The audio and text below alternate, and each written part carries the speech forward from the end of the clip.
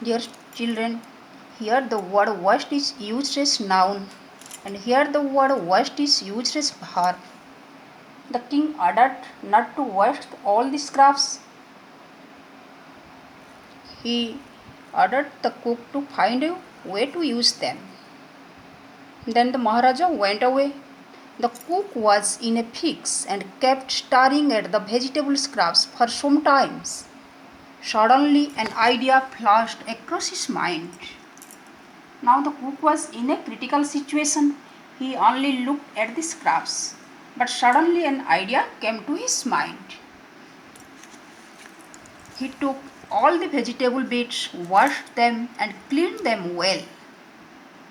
The cook now took all the vegetables and washed them. Then he cut them into long strips. He put them in a huge pot and placed it on the fire to cook. Next, he ground some fresh coconut, green chilies and garlic together. He added this paste and some salt to the cooking vegetables. Then the cook cut the bits into long pieces. Here the meaning of strips is pieces. Then he put those in a big pot and put it on the fire. Then the cook made a paste from coconut, green chilies and garlic. He added this paste to the dishes and a tempting smell started coming from the pot.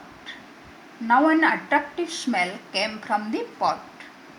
Now he whipped some curd and added it to the curry. He also put a few spoonfuls of coconut oil and decorated the dish with curry leaves. Then the cook added some curd and coconut oil to the dish. He prepared a paste from the curd, coconut oil and decorated the dish with curry leaves.